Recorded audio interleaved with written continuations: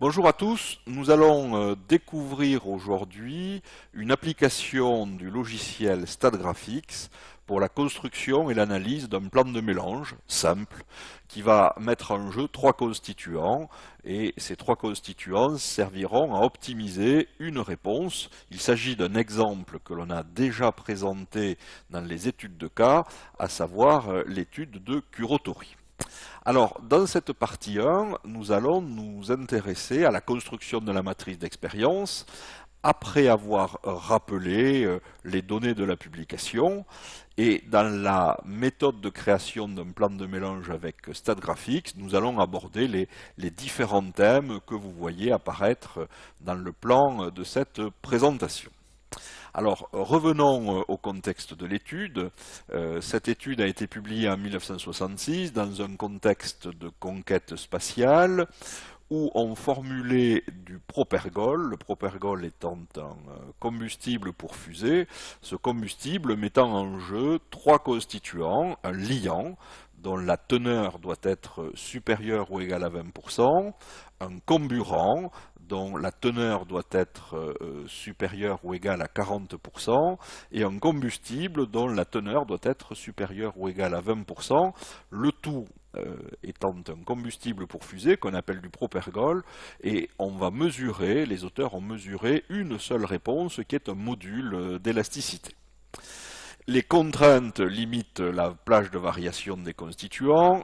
Les contraintes inférieures définissent un simplex L qui va être maillé à partir d'une des méthodes qui était disponible en 1966.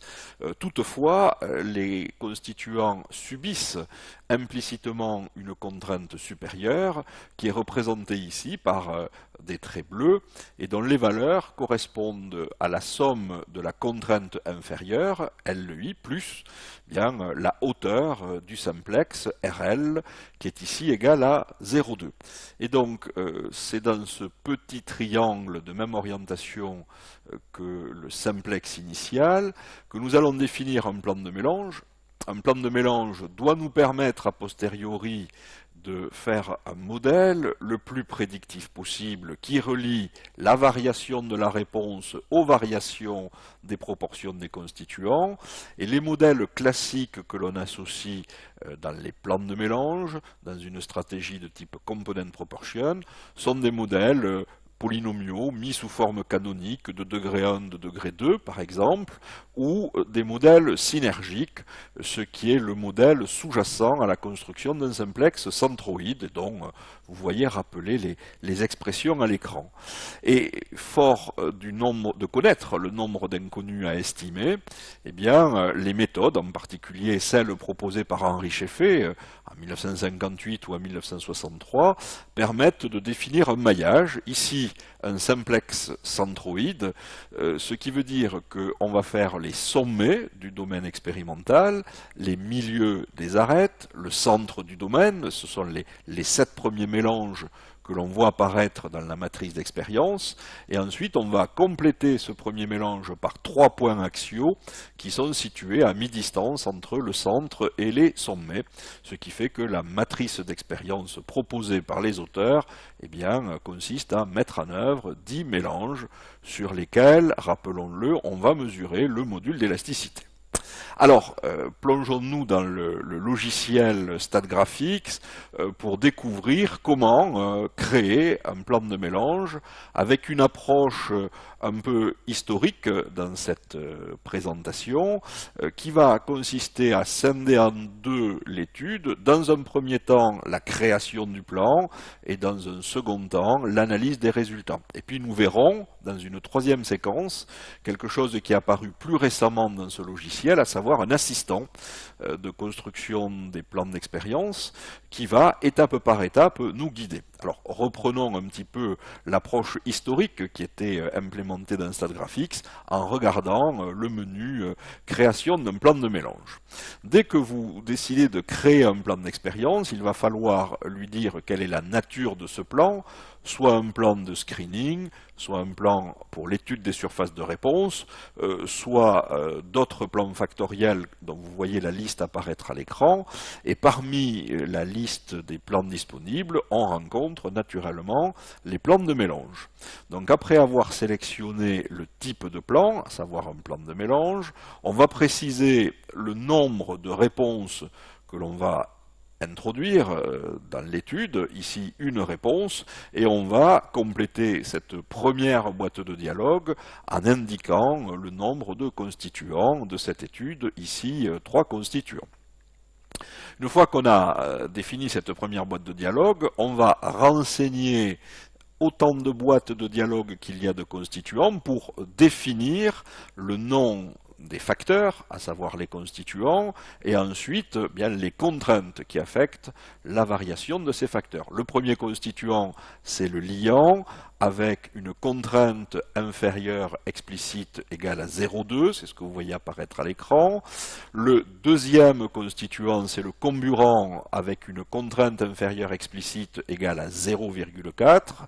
Et enfin, le troisième et dernier constituant, c'est un combustible. Le combustible auquel on affecte une contrainte inférieure explicite égale à 20%. Et lorsque on valide ces boîtes de dialogue, au sein desquelles vous voyez apparaître la contrainte relationnelle, la quantité totale, la somme des fractions massiques est égale à 1, eh bien, StatGraphics nous informe qu'il y a un problème de compatibilité sur les contraintes, puisque, en présence de contraintes inférieures, les variations des proportions des constituants ne peuvent plus atteindre 100%, et automatiquement, lorsque vous allez accepter ce problème d'incompatibilité de contraintes, StatGraphics, dans cette approche, corrige automatiquement et remplace la valeur 1, qui était initialement dans les boîtes de dialogue, par la valeur 0,4, 0,6 ou 0,4,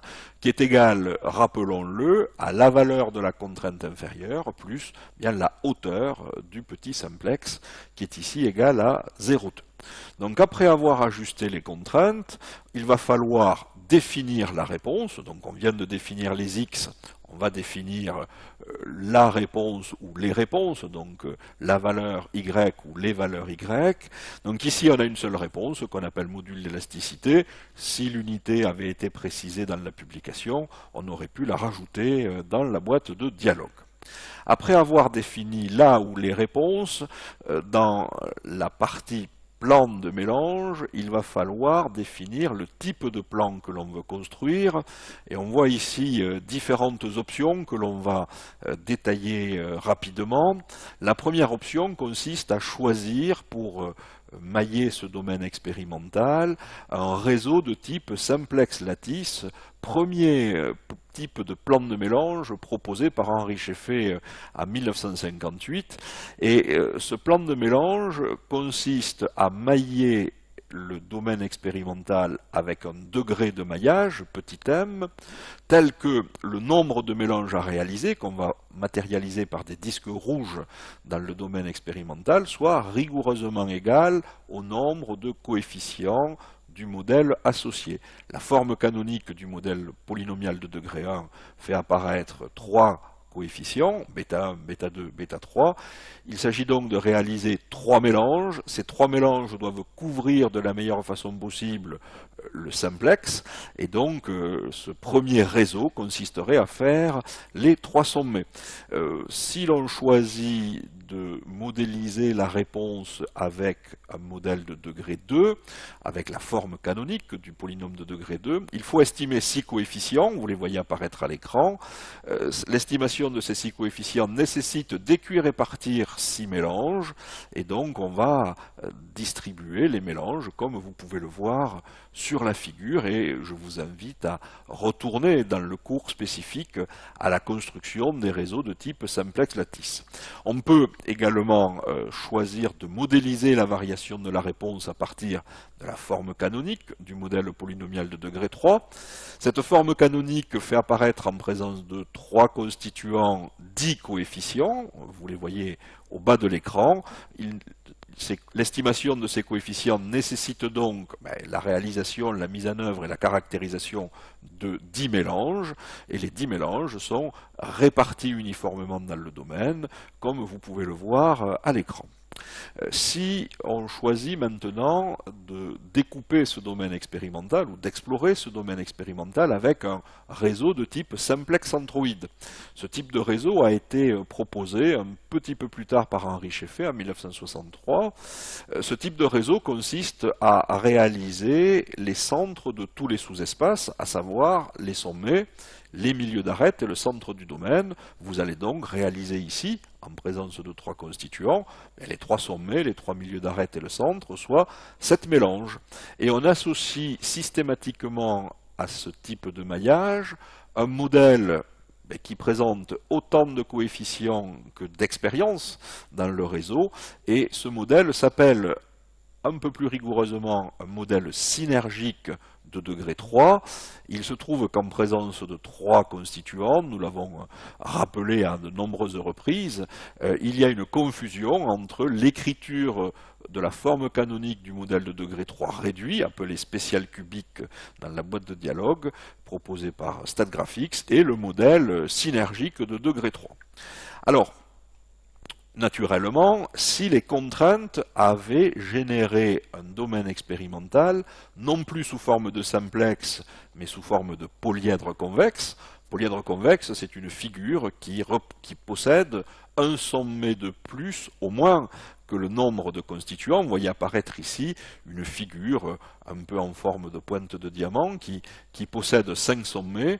Nous sommes en présence d'un polyèdre convexe. Ce polyèdre convexe présente des arêtes de longueur inégale, comme vous pouvez le voir à l'écran. Eh bien, MacLean et Anderson, en 1966, ont proposé une méthode empirique de maillage pour construire des modèles polynomiaux généralement de degré 2, et cette méthode est accessible au travers de l'option Extreme Vertex qui est disponible dans la boîte de dialogue. Donc voilà les principaux accès au plan d'expérience dit empirique proposé entre 1958 et 1966 dans la littérature et que vous trouvez naturellement implémenté dans les logiciels aujourd'hui. Alors si on revient à l'étude de cas qui nous intéresse, l'étude de cas proposée par Kurotori pour la formulation de Proper-Goal, nous sommes en présence de 3 constituants, les contraintes forment un simplex, et l'auteur a proposé d'utiliser un réseau de type simplex centroïde, pour ça qu'on va choisir cette option. Naturellement, StatGraphics nous demande quel est le modèle que l'on veut construire à partir de ce maillage. Bien, à partir de ce maillage, vous pourrez accéder, comme on l'a vu en introduction, à la forme canonique du modèle polynomial de degré 1, qu'il appelle linéaire, à la forme canonique du modèle polynomial de degré 2, qu'il appelle quadratique, et enfin, eh bien, la forme dite cubique réduite ou spéciale cubique, ou ici modèle synergique de degré 3, à partir des boîtes de dialogue que vous voyez. Alors, à droite de cette boîte de dialogue, il existe 2 cases à cocher. La première consiste à rajouter, lorsqu'on coche cette case, les points axiaux. Les points axiaux, rappelons-le, sont là pour améliorer l'uniformité du maillage et d'autre part, tester l'adéquation d'un modèle synergique de degré 3, puisque ce modèle nécessite l'estimation de 7 coefficients et nous faisons 3 expériences en plus pour tester l'adéquation de ce modèle. Donc j'ai coché la case qui permet de rajouter les points axiaux et j'ai volontairement décoché la case de randomisation dont on verra la conséquence un petit peu plus tard. Cette case propose de réaliser, lorsqu'on l'active, les essais dans un ordre aléatoire de façon à diluer l'impact d'une dérive si dans la fabrication des mélanges et la caractérisation de ce mélange, une dérive venait à subvenir. Alors, une fois que l'on a validé la dernière boîte de dialogue, StatGraphics nous envoie sur un petit récapitulatif qui nous rappelle que nous avons 3 constituants, une réponse, qu'on a décidé de faire 10 essais à partir d'un réseau de type Simplex Android Design. On voit apparaître dans un petit tableau les contraintes qui affectent la variation de chacune des fractions massiques des constituants. On nous rappelle qu'on a une réponse à mesurer, et au bas de la boîte de dialogue, vous retrouvez l'avertissement que j'ai signalé. Le fait de ne pas faire les essais dans un ordre aléatoire pourrait éventuellement créer quelque part un biais sur l'estimation des coefficients, si tant est que vous subissiez dans la mise en œuvre de l'expérimentation une dérive entre l'organisation du premier essai et l'organisation du dernier essai. Alors, dès lors que vous validez cette boîte de dialogue, vous pouvez accéder au tableur, lequel tableur vous donne accès à la colonne module d'élasticité, où nous allons saisir la valeur de la réponse avant de nous livrer à l'analyse. Mais avant ça, on va rappeler aux utilisateurs de StatGraphics que depuis une dernière version, vous pouvez dessiner des diagrammes ternaires, non seulement dans le contexte des plans de mélange, mais dans un contexte beaucoup plus général où on peut avoir besoin de représentations triangulaires. Pour ceci, il faut aller dans le menu qui donne accès aux différents types de graphiques que l'on peut faire. Qu'est-ce qu'on veut faire? On veut faire un nuage de points, et parmi tous les nuages de points qui nous intéressent, eh bien, la représentation triangulaire est celle qui convient de choisir, en précisant, puisque c'est une représentation triangulaire, quels constituants on affecte sur chacun des sommets du triangle. Donc c'est ce que vous voyez renseigné dans la boîte de dialogue suivante. Vous pouvez ensuite préciser à la fois les graduations de votre triangle, et vous pouvez préciser la contrainte inférieure si vous ne voulez pas faire varier les proportions de 0 à 1. Ici, j'ai laissé comme contrainte inférieure la valeur de la contrainte inférieure implicite, 0. Et donc en validant, vous arrivez à une feuille graphique sur laquelle vous voyez apparaître une représentation triangulaire. C'est un simplex de hauteur unitaire, au sein duquel vous voyez apparaître un nuage de points. Ce nuage de points est constitué par les sommets, les milieux d'arête, le centre et les 3 points axiaux, proposés par le réseau de type Simplex Centroid Design, suite à la publication d'Henri Scheffé en 1963. Donc nous avons fini de présenter à partir de support PowerPoint la mise en œuvre des boîtes de dialogue dans StatGraphics pour la création d'un plan, et je vous invite à nous retrouver juste après dans la salle informatique pour une mise en œuvre commentée directement à partir du logiciel. Donc à tout de suite pour découvrir la mise en œuvre directement dans le logiciel. Donc nous voilà rendus dans le logiciel StatGraphics, et dans ce logiciel nous allons illustrer la mise en œuvre d'un plan d'expérience, dans un premier temps, comme nous l'avons dit, avec un petit peu l'approche historique du logiciel. Et dans cette approche historique du logiciel, nous allons scinder la partie création de la partie analyse. Donc en allant dans la partie création, nous allons créer un nouveau plan d'expérience, et parmi tous les plans d'expérience possibles, nous allons choisir un plan de mélange. Ce plan de mélange va associer la variation de 3 constituants à la variation d'une réponse.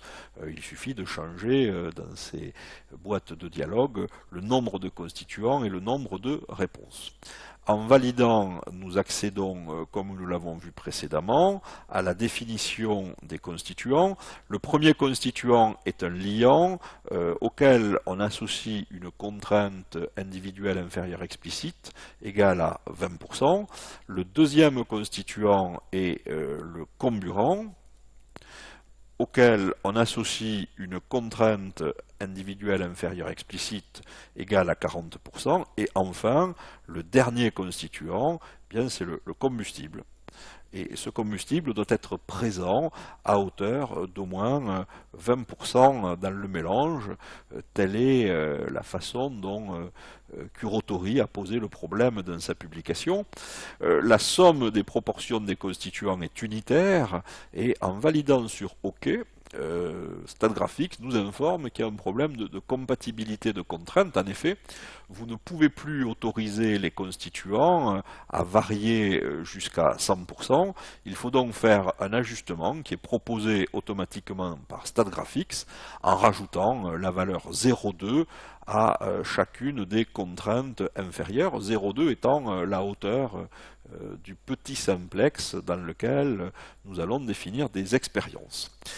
Les facteurs ayant été définis, il s'agit ici des variables internes de l'étude, nous allons définir là où les réponses, donc ici il s'agit d'un module d'élasticité. On pourrait rajouter l'unité, si l'on disposait de cette unité.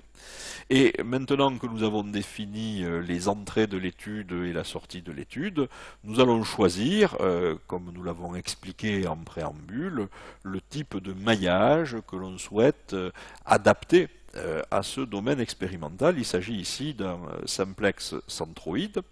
Ce simplex centroïde va vous permettre de fabriquer jusqu'au modèle dit spécial cubique, donc modèle synergique de degré 3, et vous avez tout intérêt dans ce genre d'approche de compléter ce premier maillage par des points internes qui sont situés à mi-distance entre le sommet et le centre. J'enlève l'apparition des mélanges dans un ordre aléatoire dans la matrice de façon à retrouver l'ordre standard et l'ordre de la publication proposé par Kurotori. En validant sur OK, nous arrivons dans un récapitulatif que nous avons décrit tout à l'heure. Nous sommes en présence de 3 constituants et d'une réponse. Nous allons définir 10 mélanges. Ces 10 mélanges nous permettront d'estimer les coefficients d'un modèle synergique de degré 3. Il n'y a pas eu de randomisation des essais. Les facteurs, vous voyez leur nom qui est rappelé, avec les contraintes inférieures explicites et les contraintes supérieures implicites. Vous voyez apparaître la réponse, et donc il ne nous reste plus dans ce cas-là qu'à aller dans le tableur pour constater que les essais attendent les expérimentateurs. Alors, avant d'aller faire les essais dont on saisira la valeur de la réponse dans la colonne dédiée, nous allons profiter d'une option graphique présente dans StatGraphics pour représenter sous forme d'un nuage de points les 10 mélanges au sein du diagramme ternaire. Donc, on choisit l'option de dessin, l'option de diagramme ternaire. Dans ce diagramme ternaire, on va affecter les constituants au sommet du domaine. Et une fois que l'on va avoir affecté ces constituants au sommet du domaine, on va pouvoir gérer l'échelle de représentation. Est-ce qu'on travaille dans un simplex unitaire ou est-ce qu'on travaille déjà dans un simplex de hauteur réduite pour la visualisation, ainsi que le pas quelque part du quadrillage et des graduations. Et naturellement, vous voyez apparaître ici le diagramme ternaire. En double-cliquant sur l'objet graphique, vous le voyez apparaître plein écran et vous pouvez naturellement, vous vous en doutez, l'exporter dans un rapport, dans une présentation orale PowerPoint.